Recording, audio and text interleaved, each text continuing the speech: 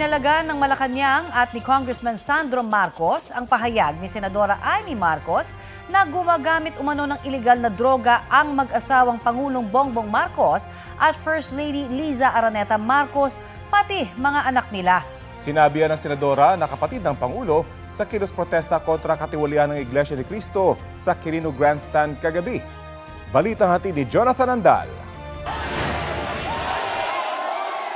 Sa ikalawang araw ng rally ng Iglesia ni Cristo, tahasang binatikos ni Senador Amy Marcos sa kanyang talumpati sa stage ang kapatid na si Pangulong Bongbong Marcos. Batid ko na nagdadrag siya. Nalaman ko at ng pamilya. Nalaman ng pamilya. Seryoso ito. Minsan, kami ng Presidential Guard at Metro Gompa ang naglilinis tuwing nagpa-party po sila.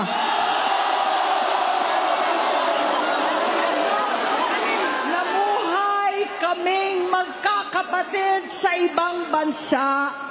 Kami-kami lang. Kinumbinsi ko pa si Bongbong. Pakasalan mo na si Lisa. Naisip ko noon, kapag nag-asawa siya, malalagay na sa tahimik at magkakaroon ng direksyon. Ang laki ng pagkakamali ko. Mas lumala ang kanyang pagkalulong sa droga.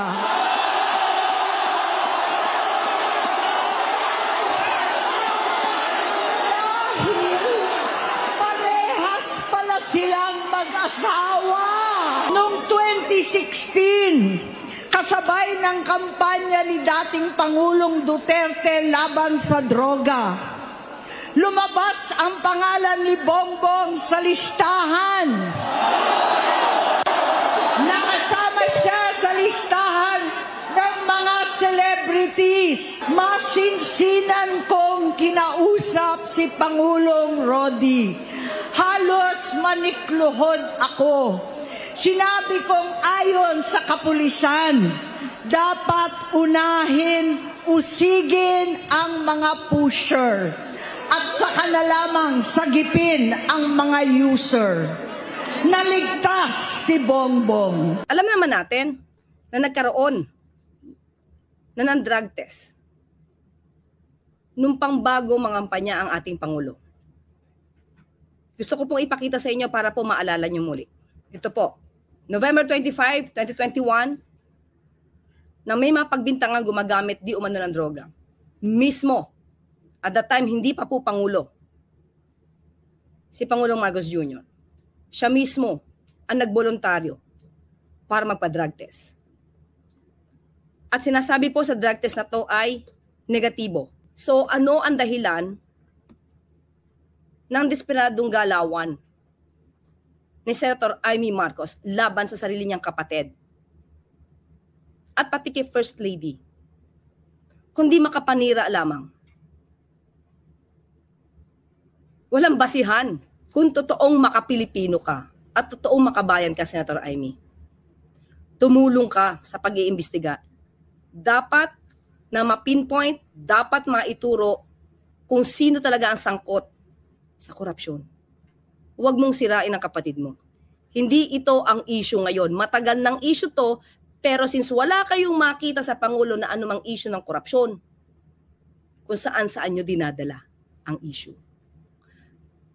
Nakakahiya, Senator Amy. Nakakahiya. Kaugnay naman ang sinabi ng Duterte supporters na nagtipon sa Plaza Salamanca na hindi sila pinayagang makisali sa INC rally dahil sa mga banner nilang BBM resign. Ayon kay INC spokesperson na si Ka Edwil Zabala, welcome sumali sa kanilang rally ang lahat basta hindi sila lilihis sa panawagang transparency, accountability at justice. 3 araw dapat ang INC rally pero tinapos na itong. Ayon kay Zabala, hindi na kinailangan ng 3 araw para maiparating ang mensahe nilang nananawagan para sa hustisya, accountability, transparency at kapayapaan. At ayon sa NCRPO, generally peaceful din ang ikalawang araw ng INC rally. Sa day 2 naman ang protesta sa People Power Monument, bukod sa mga miyembro ng United People's Initiative ng mga retiradong sundalo, may mga dumalo ring politiko. Ipinakita sa kanilang programa ang mga video ni dating Congressman Zaldico na nagdidiin sa papel umano ni Pangulong Bongbong Marcos at dating House Speaker Martin Romualdez sa katiwalian sa flood control projects. Hindi raw bibigyang dignidad ng Pangulo ang mga alegasyon ni Ko, habang si Romualdez naniniwalang walang bigat sa korte ang mga sinabi ni Ko at malinis daw ang kanyang konsensya. Bukod sa mag-asawang Pangulong Bongbong Marcos at First Lady Liza Araneta Marcos, sinabi rin ni Senadora Amy Marcos na gumagamit umano ng iligal na droga ang pamangking si Ilocos Norte 1st District Representative Sandro Marcos. Hindi na tayo mananahimik dahil nalaman kong pati ang mga anak niya ay nagdodroga na. Kinasusuklaman ko pa ang pag-alok ng mag-inang si Sandro ng droga ang aking mga anak at iba pang mga kamag-anak. Yan ang hindi ko na mapapalampas. Kinontraya ni Congressman Marcos, anya, hindi totoo, walang basihan at walang maitutulong sa bayan ang mga sinabi ng kanyang tiyahin. Mapapatunayan daw ng kanyang mga pinsan na hindi totoo ang mga alegasyon. Masakit daw para sa kongresista na kailangang magsinungaling ng senadora para lang anya sa political ambitions. Masakit din daw para sa nakababatang Marcos na itinakwil ng senadora ang kanilang pamilya. Sabi pa ni Congressman Marcos, hindi ito asal na isang tunay na kapatid. Sinagot ngayong umaga ni Senador Amy Marcos ang pahayag ng pamangking si Congressman Sandro Marcos. Ayon sa senadora, gustong paingayin ni Congressman Marcos ang usap-usapang hindi anya siya tunay na kapatid ni Pangulong Bongbong Marcos. Sabi ng senadora, magpapa-DNA test siya at magpa-hair follicle test naman daw sila. Nagbitiw sa pwesto sina Executive Secretary Lucas Bersamin, Budget Secretary Amena Pangandaman at Presidential Legislative Liaison Officer Undersecretary Adrian Bersamin. Sabi ng Malacanang, nagbitiw sila dahil sa delikatesa matapos masangkot ang kanilang mga tanggapan sa issue ng budget insertions. Balitang hatid ni Ivan Mayrina. Nag-resign sina Budget Secretary Amena Pangandaman, Executive Secretary Lucas Bersamin at ang kanyang kaanak na si Presidential Legislative Liaison Office Undersecretary Adrian Bersamin. Tinanggap na ni Pangulong Marcos ang kanilang resignation. Out of delicadeza, after their departments were mentioned in allegations related to the flood control anomaly currently under investigation, and in recognition of the responsibility to allow the administration to address the matter appropriately. Sa isang pahayag, sinabi ni Pangandaman na nagbitiw siya dahil nais niyang i-uphold ang integridad ng serbisyo publiko. Patuloy raw niyang susuportahan si Pangulong Marcos bilang isang private citizen. Sinusubukan pa ng GMA Integrated News sa kunin ng panig ng dalawang Bersamin. Matatandaan sa video na inilabas noong Biyernes, si Pangandaman ang itinuro ni Zaldico na nagpaabot sa kanya ng umano'y utos si Pangulong Marcos na magsingit ng 100 billion pesos sa 2025 budget. Nakumpirma raw ito ni Ko kay resigned Undersecretary Bersamin. Nauna nang itinanggi ni Pangandaman ang akusasyon ni Ko habang kinukuha pa namin ang panig ni resigned Yusek Bersamin tungkol dito. Pagtitiyak ng Malacanang, hindi lusot sa investigasyon ang mga nagbitiw na opisyal, maski ang Pangulo. Ang sabi po ng Pangulo, walang exempted sa investigasyon. Does that statement also apply to him? Of course, wala naman talagang dapat na exempt. Pero ang Pangulo, alam niya po ang kanyang ginagawa, alam niya po kung bakit niya pinaimbestigahan at pinangunahan ang malalimang pag-iimbestiga na ito. Ang inanunsyo naman kapalit ni Bersamin bilang Executive Secretary ay si Finance Secretary Ralph Recto, na dating kongresista at senador. Ikinagulat daw ito ni Recto at hindi pa personal na nakakausap si Pangulong Marcos. It was announced. A surprise, yeah, but work has to continue. Essentially, I think the role of the ES is just governance. So taong bahay ka doon. How do you make improve government services, get the departments to move faster, ensure that we follow the Philippine Development Plan. So palagay ko yun yung role natin. Inanong si Recto kaugnay sa pagbibitiw ni Pangandaman. Hindi pa giving credence to Zaldico? No, I don't think so. She is giving the president the free hand to investigate all the departments. Nasorpresa naman sa pagbibitiw ni Pangandaman ang tatayong OIC ng Department of Budget and Management na si Undersecretary Rolando Toledo. Nanginginig pa nga ako ngayon. I was told only before she leaves, she will attend something and lead some meeting. So I was told na ako daw pinadala yung pangalan. No official communication has been sent yet, so I don't know what to answer your question. Pero sir, are you ready? Matagal na tayo sa government. Samantala, ang papalit namang Finance Secretary ay si Presidential Advisor for Investments and Economic Affairs, Frederick Go.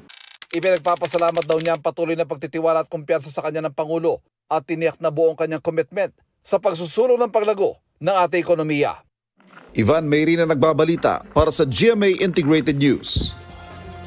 Ayon naman sa nagbitiw na Executive Secretary na si Lucas Bersamin, iginagalang niya ang prerogative ng Pangulo. Tumanggi muna siyang magpa-interview. Sa ibang balita naman, balik normal na ang operasyon ng MRT3 matapos magkaaberya ang isang tren nito mag-aalas 6 ng umaga kanina. Ayon sa pamunuan ng MRT3, nagkaroon ng technical glitch ang isang tren. Dahil po dyan, lumabas at naglakad sa gilid ng riles ng tren ang maraming pasahero ng nagkaaberyang tren pabalik sa istasyon. Naipon din ang mga pasahero sa ilang istasyon. Ang ilan kanya-kanyang book sa ride-hailing apps o nag-bus at nag-bus carousel na lamang para hindi malate sa klase at trabaho. Humingi naman ng paumanhin ang pamunuan ng MRT3 sa mga naabalang pasahero. Magpapatupad din sila ng libreng sakay ngayong araw.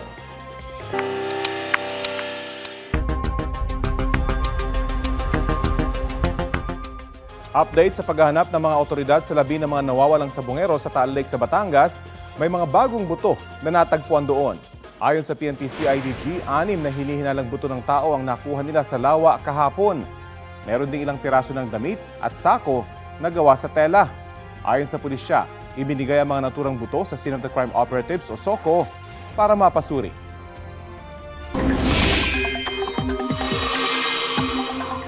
Easterlies pa rin ang nagpaulan dito sa Metro Manila kanina. Ayon sa Pag-asa, pulo-pulo at panandali ang ulan lang ang naranasan sa NCR. Pero mas makakaasa sa maulap na papawirin na may kalat-kalat na ulan dahil din sa easterlies ang Aurora, Quezon Province at Bicol Region. Nagdadala rin ng mainit at maalinsangang panahon ang nasabing weather system sa ilang lugar. Apektado rin ng easterlies ang Visayas at ilang bahagi ng Northern Luzon. Amihan naman ang umiiral sa Batanes at Ilocos Norte. Shear line ang magpapaulan sa Cagayan, Isabela at Apayao, habang intertropical convergence zone sa Mindanao. Ngayong Martes, nakapagtala ang Baguio City ng 16.8 degrees Celsius na minimum temperature, habang 23.7 degrees Celsius naman dito sa Quezon City.